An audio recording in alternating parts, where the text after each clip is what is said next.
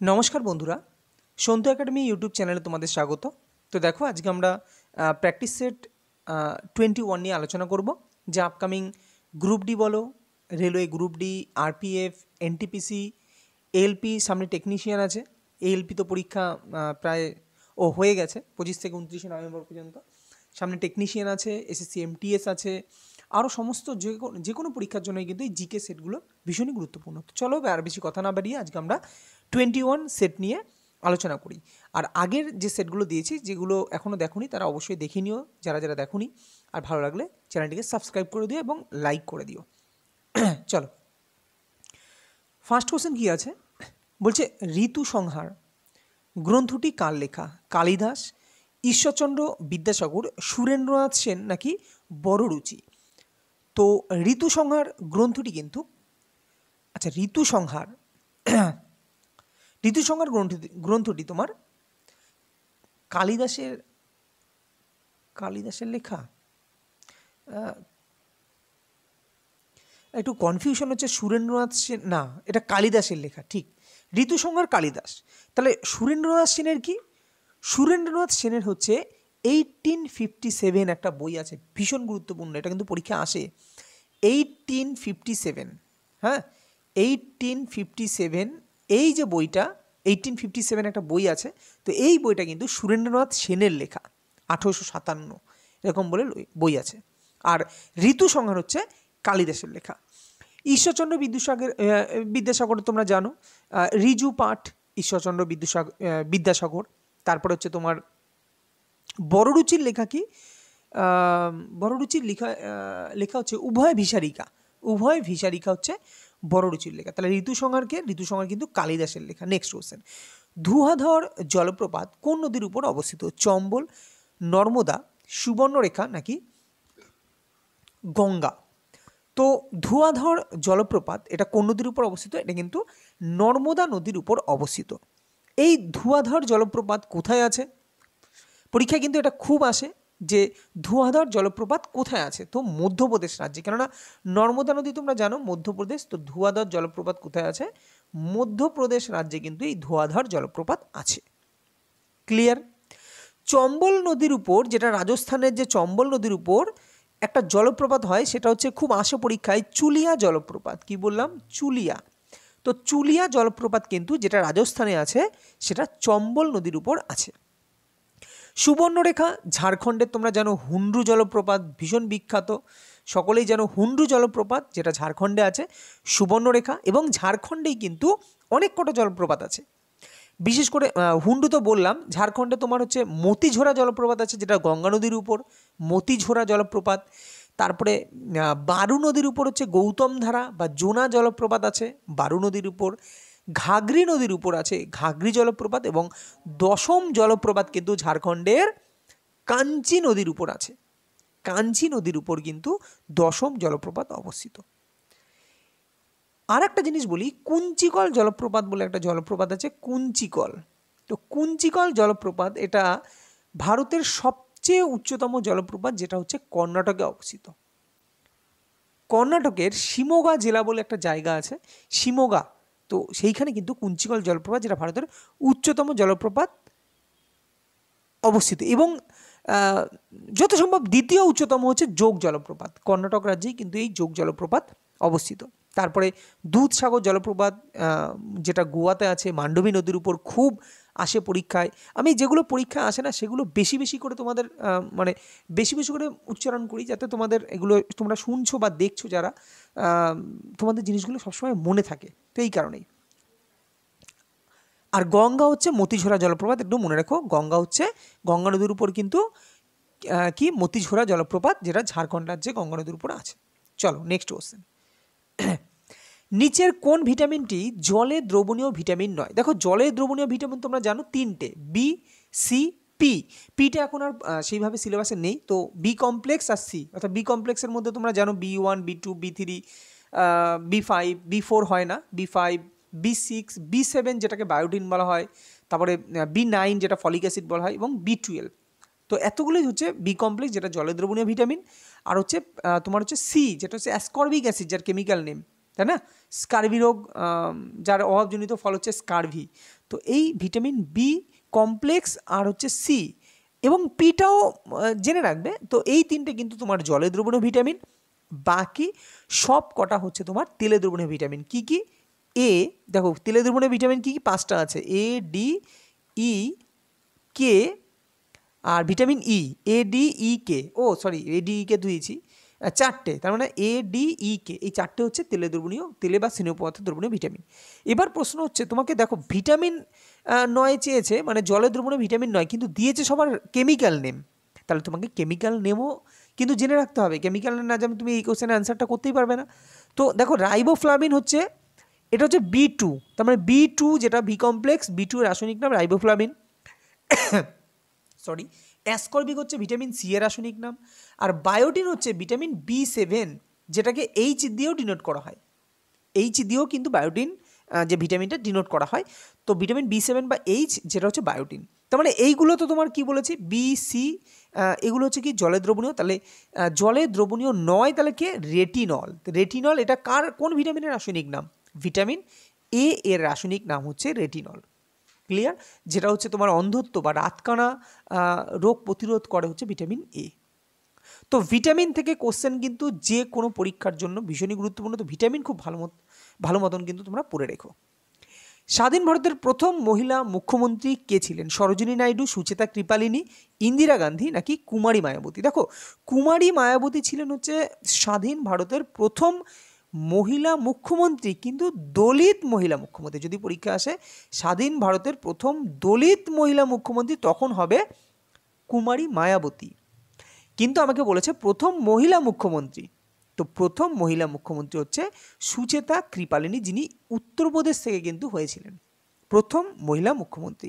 আর সরোজিনী নাইডু কিনে ছিলেন, তিনি হচ্ছেন ইন্ডিয়ান ন্যাশনাল কংগ্রেস মানে আইএনসির প্রথম ভারতীয় সভাপতি, মহিলা সভাপতি। কি বললাম? প্রথম ভারতীয় মহিলা সভাপতি, তার নাম হচ্ছে সরোজিনী নাইডু। এবং এই সরোজিনী নাইডুকে কিন্তু ভারতের বুলবুলও বলা হয়। ঠিক আছে, ভারতের বুলবুল নামে অভিহিত করা হয় কিন্তু এই সরোজিনী নাইডুকেই। আর তিনিই ভারতের ইন্ডিয়ান ন্যাশনাল কংগ্রেস, অর্থাৎ ভারতের যে তোমার জাতীয় কংগ্রেস, তার প্রথম মহিলা সভাপতি না, প্রথম ভারতীয় মহিলা সভাপতি হচ্ছে সরোজিনী নাইডু। আর যদি বলা হয় প্রথম মহিলা সভাপতি হবে, তখন অ্যান্সার হবে অ্যানি বেসান্ত। কি বললাম? Annie Besant. ক্লিয়ার? এই জিনিসগুলো তোমাদের খুব ভালো করে মনে রাখতে হবে। ইন্দিরা গান্ধী কে ছিলেন? ইন্দিরা গান্ধী হচ্ছে প্রথম স্বাধীন ভারতের প্রথম মহিলা প্রধানমন্ত্রী হচ্ছেন ইন্দিরা গান্ধী। নেক্সট কোশ্চেন, কে রবীন্দ্রনাথ ঠাকুরকে বিশ্বকবি আখ্যা দিয়েছিলেন? জওহরলাল নেহেরু, বিদ্যাসাগর, ব্রহ্মবান্ধব উপাধ্যায় নাকি মহাত্মা গান্ধী? তো রাইট অ্যান্সার কী হবে? ব্রহ্মবান্ধব উপাধ্যায় কিন্তু রবীন্দ্রনাথ ঠাকুরকে বিশ্বকবি আখ্যা দেন, ব্রহ্মবান্ধব উপাধ্যায়। তাহলে রবীন্দ্রনাথ ঠাকুরকে গুরুদেব বা বিশ্বগুরু এইটা আখ্যা দেন রবীন্দ্রনাথ ঠাকুরকে কে? তো তখন মনে রাখবে মহাত্মা গান্ধী কিন্তু রবীন্দ্রনাথ ঠাকুরকে বিশ্বগুরু বা গুরুদেব আখ্যা দিয়েছিলেন। ঠিক আছে, আর ব্রহ্মবান্ধব উপাধ্যায় কিন্তু রবীন্দ্রনাথ ঠাকুরকে বিশ্বকবি আখ্যা দিয়েছিলেন। ভীষণই গুরুত্বপূর্ণ এই কোশ্চেনগুলো। তো চলো নেক্সট কোশ্চেন, পরাগল খান কোন মুঘল সম্রাটের সেনাপতি ছিলেন? বলছে আকবর, আলাউদ্দিন খলজি, বৃহদ্রথ নাকি হোসেন শাহ? তো right answer option number D, অর্থাৎ হোসেন শাহ ছিলেন তোমার পরাগল খান, হোসেন শাহর যে সেনাপতি ছিলেন তিনি হচ্ছেন পরাগল খান। সেরকমভাবে তোমরা সকলেই জানো যে আকবরের সেনাপতি কে ছিলেন? আকবরের সেনাপতি ছিলেন মান সিংহ, তাই না? মান সিংহ। তো মান সিংহ ছিলেন আকবরের সেনাপতি। আলাউদ্দিন খলজির সেনাপতি কে ছিলেন? মালিক কাফুর। খুব আসে পরীক্ষায় মালিক কাফুর। তো মালিক কাফুর হচ্ছে আলাউদ্দিন খলজির সেনাপতি। সিরাজউদ্দৌলার সেনাপতি কে ছিলেন? এ তো সবাই জানার কথা, তোমার হচ্ছে মীর জাফর। আচ্ছা, বৃহদ্রথ, এই যে বৃহদ্রথের সেনাপতিও ছিলেন, তো এই মুহূর্তে খেয়াল নেই। যত সম্ভব পশ্চিমিত্র শুঙ্গ, তবু তোমরা দেখো বৃহদ্রথের সেনাপতি কে ছিলেন। ওকে, পশ্চিমিত্র শুঙ্গই হবে। আরও যেমন ধর্মপালের সেনাপতি ছিলেন গর্গ, এগুলো তোমরা জানো। মোহাম্মদ ঘুরি খুব আসে পরীক্ষায়, মোহাম্মদ ঘুরি, বখতিয়ার খলজি, শেরশাহ, এই সেনাপতি ছিলেন ব্রহ্মজিৎ গৌড়। ওকে, চলো নেক্সট কোশ্চেন। মানবদেহে ক্রেনিয়াল স্নায়ুর সংখ্যা কতগুলি? 24 জোড়া, 31 জোড়া, 12 জোড়া নাকি 10 জোড়া? তো কি বলছে ক্রেনিয়াল স্নায়ু, তো ক্রেনিয়াল স্নায়ু কতগুলো? তো ক্রেনিয়াল স্নায়ু কিন্তু 12 জোড়া। আর সুষুম্না স্নায়ু, কি বললাম? সুষুম্না, সুষুম্না, তো সুষুম্না স্নায়ু হচ্ছে তোমার 31 জোড়া। তাহলে মানবদেহে ক্রেনিয়াল স্নায়ু বা করোটি স্নায়ু সংখ্যা কতগুলি? সেটা হচ্ছে 12 জোড়া। আর যদি বলতে সুষুম্না স্নায়ু, তখন সেটা হচ্ছে 31 জোড়া। এবার এই যে তোমার 12 জোড়া করোটি স্নায়ু বা ক্রেনিয়াল স্নায়ু আছে, এর মধ্যে কয়েকটা স্নায়ু খুব গুরুত্বপূর্ণ, খুব ইম্পর্টেন্ট, এগুলো পরীক্ষা আসে, তো জাস্ট বলছি শুনে নাও।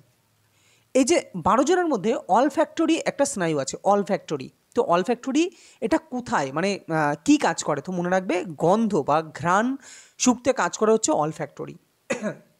সেরকম আছে অপটিক, তো অপটিক কোথায় থাকে? চোখের রেটিনায় থাকে। তো পরীক্ষা এরকম আসবে যে অলফ্যাক্টরি স্নায়ু মানবদেহের কোন অঙ্গে বর্তমান বা কোথায় থাকে? তো মনে রাখবে অলফ্যাক্টরি থাকে নাকে, অপটিক থাকে কোথায়? চক্ষুর মানে চোখের রেটিনায়।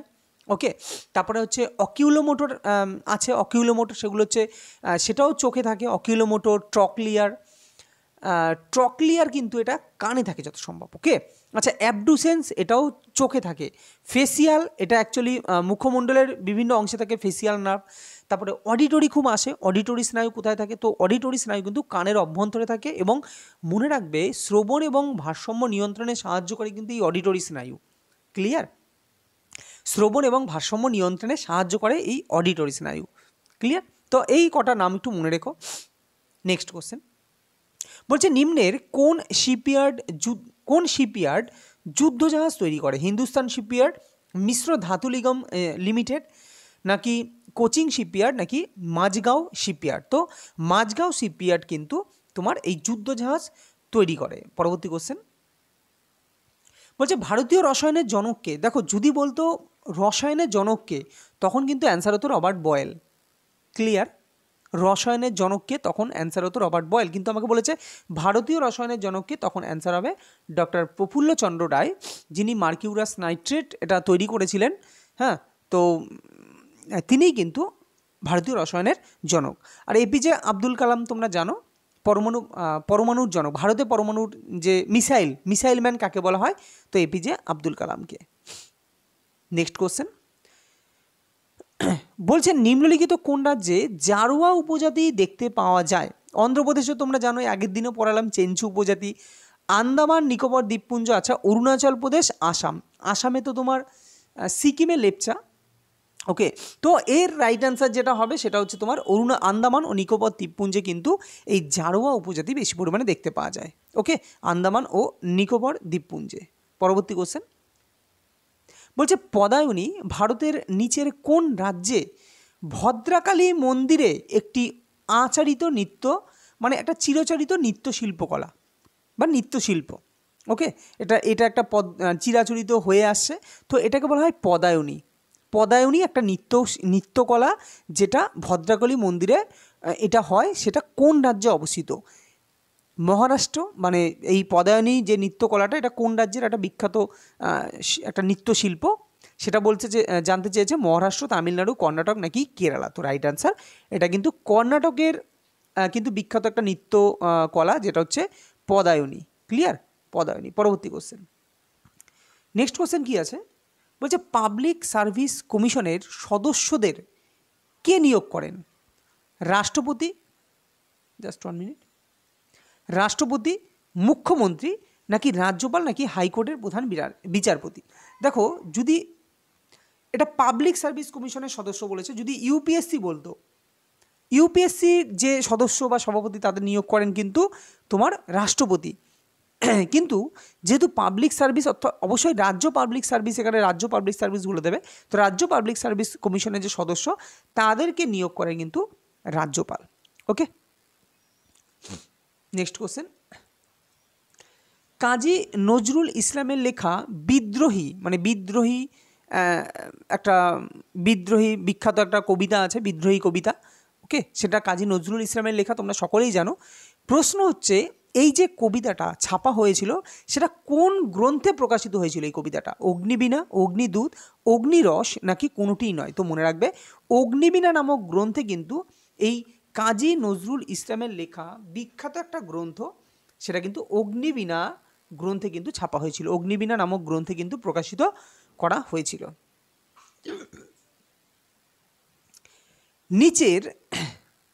নিচের কোন প্রাণীটির এক প্রকোষ্ঠযুক্ত হৃৎপিণ্ড বর্তমান? চিংড়ি, মাছ, ব্যাঙ নাকি কুমির? দেখো কুমির তো 4 প্রকোষ্ঠযুক্ত, তোমরা জানো। ব্যাঙ কিন্তু 3 প্রকোষ্ঠযুক্ত হৃৎপিণ্ড বর্তমান, মাছের 2 প্রকোষ্ঠযুক্ত হৃৎপিণ্ড বর্তমান, কিন্তু চিংড়ির কিন্তু 1 প্রকোষ্ঠযুক্ত হৃৎপিণ্ড বর্তমান। তো রাইট আনসার কী হবে? চিংড়ির কিন্তু 1 প্রকোষ্ঠযুক্ত হৃৎপিণ্ড বর্তমান। এবং মাছের 2 প্রকোষ্ঠযুক্ত হৃৎপিণ্ড বর্তমান, কিন্তু মনে রাখবে মাছের দেহে ভেনাস হৃৎপিণ্ড আছে যেখান থেকে দূষিত রক্ত পরিবাহিত হয়। তো পরীক্ষায় আসে কোন প্রাণীর দেহে ভেনাস হৃৎপিণ্ড দেখতে পাওয়া যায়? তো মাছের দেহে ভেনাস হৃৎপিণ্ড দেখতে পাওয়া যায়। নেক্সট, কত সালে সগৌলির সন্ধি হয়েছিল? 1816, 1916 নাকি 1802 নাকি 1932? দেখো এই 1900 এই দুটো তো তোমরা নিশ্চয়ই জানা আছে। 1916 হচ্ছে লখনৌ চুক্তি আর 1932 হচ্ছে পুনা চুক্তি।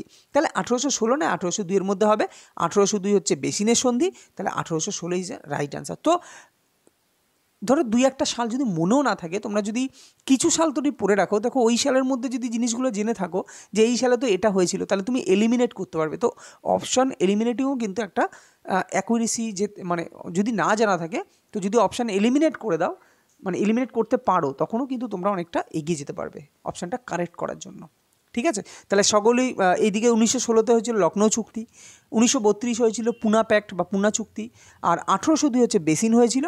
তাহলে 1816 হচ্ছে সগৌলির সন্ধি, যেটা নেপাল ও ইংরেজদের মধ্যে হয়েছিল। নেক্সট, প্রথম সঙ্গীত শিল্পে ভারতরত্ন সম্মান পান নিম্নের কে? সঙ্গীত শিল্পে প্রথম ভারতরত্ন সম্মান এম.এস. শুভলক্ষ্মী, লতা মঙ্গেশকর, বিসমিল্লাহ খান নাকি পণ্ডিত রবিশঙ্কর? তো রাইট আনসার এম.এস. শুভলক্ষ্মী কিন্তু প্রথম সঙ্গীত শিল্পে ভারতরত্ন সম্মান পান হচ্ছে এম.এস. শুভলক্ষ্মী।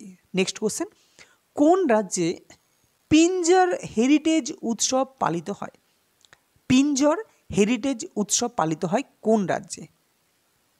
ঝাড়খণ্ড, হরিয়ানা, হিমাচল প্রদেশ নাকি গুজরাট? তো রাইট আনসার হবে এটা কিন্তু তোমার হরিয়ানায়। হরিয়ানায় কিন্তু এই পিঞ্জর হেরিটেজ উৎসব কিন্তু পালিত হয়। কোথায়? এটা হচ্ছে হরিয়ানাতে। নেক্সট, পালঘাট, পালঘাট বা পলঘাট অনেক সময় বলে, পলঘাট, থলঘাট, এরকম কয়েকটা জায়গা আছে। তো পলঘাট গিরিপথ বা পালঘাট গিরিপথ কোন দুটি স্থানকে যুক্ত করেছে? নাসিক মুম্বাইয়ের মধ্যে, পুনে ও মুম্বাইকে, তামিলনাড়ু ও কেরালাকে নাকি কোনোটিই নয়? তো রাইট অ্যান্সার কী হবে? অপশান নাম্বার সি, তামিলনাড়ু ও কেরালাকে কিন্তু যুক্ত করেছে হচ্ছে তোমার এই পলঘাট গিরিপথ। ক্লিয়ার? পলঘাট গিরিপথ কাকে কাকে যুক্ত করেছে? তামিলনাড়ু ও কেরালাকে। আচ্ছা, এইখানে তোমার এগুলো সবই দক্ষিণ ভারতের গিরিপথ। তোমার হচ্ছে নাসিক ও মুম্বাই, নাসিক ও মুম্বাইকে যুক্ত করেছে কে? থলঘাট গিরিপথ, যেটা মহারাষ্ট্রে অ্যাকচুয়ালি বলা হয় যে এই থলঘাট গিরিপথ যদি বলা হয় কোন রাজ্যে অবস্থিত, তো মহারাষ্ট্র। তো যুক্ত করেছে নাসিক ও মুম্বাইকে। ক্লিয়ার? আর ভোরঘাট গিরিপথ অর্থাৎ নাসিক ও মুম্বাইকে যুক্ত করেছে তোমার কে? বললাম থলঘাট বা থালঘাট, অনেকে থলঘাট বলে, থলঘাট গিরিপথ। তো থলঘাট হচ্ছে নাসিক ও মুম্বাই। আচ্ছা, পুনে ও মুম্বাই এটা হচ্ছে ভোরঘাট। ভোরঘাট, তো ভোরঘাট এবং থলঘাট এই দুটোই হচ্ছে মহারাষ্ট্রে অবস্থিত। কি বললাম? থলঘাট এবং ভোরঘাট এই দুটোই মহারাষ্ট্রে অবস্থিত। তাহলে মহারাষ্ট্রে যখন অবস্থিত, তাহলে মহারাষ্ট্র যে শহর, ওই শহরগুলোর মধ্যেই হবে। তো মহারাষ্ট্রের হচ্ছে মুম্বাই আর মহারাষ্ট্রের শহর পুনে। তো পুনে ও মুম্বাইয়ের মধ্যে হচ্ছে তোমার ভোরঘাট, আর নাসিক ও মুম্বাইয়ের মধ্যে হচ্ছে থলঘাট। মুম্বাইটাকে কমন রাখো। তামিলনাড়ু ও কেরালা হচ্ছে পালঘাট। আর একটা হচ্ছে তোমার হচ্ছে অলঘাট, অলঘাট গিরিপথ, যেটা পশ্চিম ঘাট পর্বতমালায় আছে অলঘাট গিরিপথ। আর বাব গিরিপথ বলে একটা আছে, বাব গিরিপথ, যেটা আরাবল্লী পর্বতে আছে। এই কটা মনে রাখলেই মোটামুটি গিরিপথ থেকে আরও আছে, আরও কয়েকটা আছে, তো সেগুলো আস্তে আস্তে আবার করাবো। নিম্নের কোন ব্যক্তির সাথে যুক্ত ঘোড়ার নাম কণ্ঠক? তো কোন ব্যক্তির যে ঘোড়ার নাম ছিল কণ্ঠক, এটাই বলতে চেয়েছে। রানা প্রতাপ, দেখো রানা প্রতাপের চেতক ছিল, অনেক দিন ধরে তোমরা আশা করি কম বেশি জানো সবাই।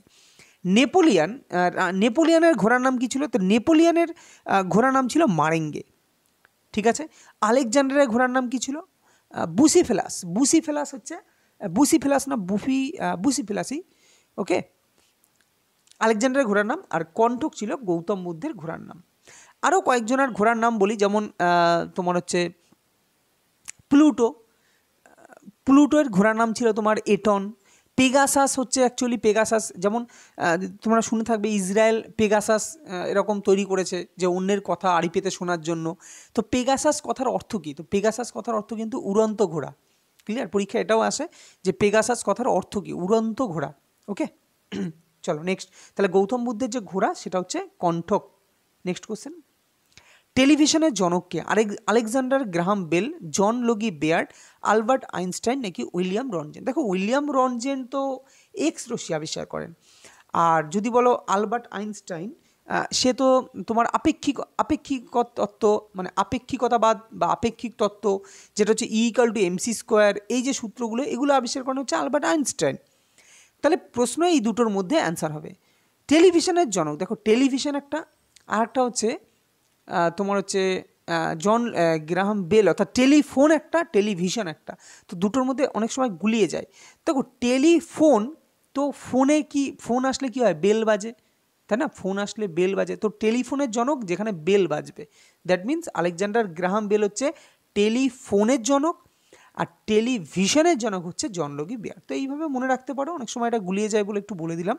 টেলিফোন বাজলে বেল বাজবে, তো তোমার হচ্ছে আলেকজান্ডার গ্রাহাম বেল হচ্ছে টেলিফোনের জনক, আর টেলিভিশনের জনক হচ্ছে জন লগি বেয়ার্ড। নেক্সট কোশ্চেন, স্বাধীন ভারতের প্রথম রেলমন্ত্রী কে ছিলেন যিনি প্রথম রেল বাজেট পেশ করেন?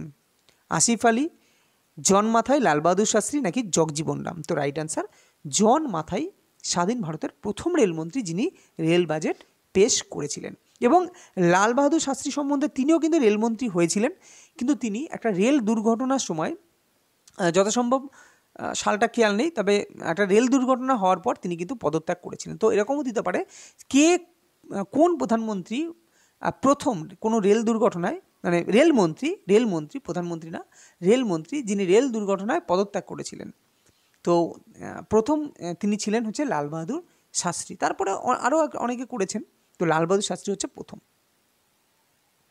নেক্সট, গোলকুন্ডা দুর্গটি ভারতের কোন রাজ্যে অবস্থিত? মহারাষ্ট্র, তেলেঙ্গানা, বিহার, উড়িষ্যা? তো রাইট আনসার গোলকুন্ডা দুর্গ ভারতের তেলেঙ্গানা রাজ্যে কিন্তু অবস্থিত। এবং এই তেলেঙ্গানার রাজধানী কি? তেলেঙ্গানার রাজধানী কিন্তু হায়দ্রাবাদ। এবং এই যে তেলেঙ্গানা, এই রাজ্যটা তৈরি হয়েছে কাকে ভেঙে জানো? অন্ধ্রপ্রদেশকে ভেঙেই কিন্তু এই তেলেঙ্গানা রাজ্যটি তৈরি হয়েছে।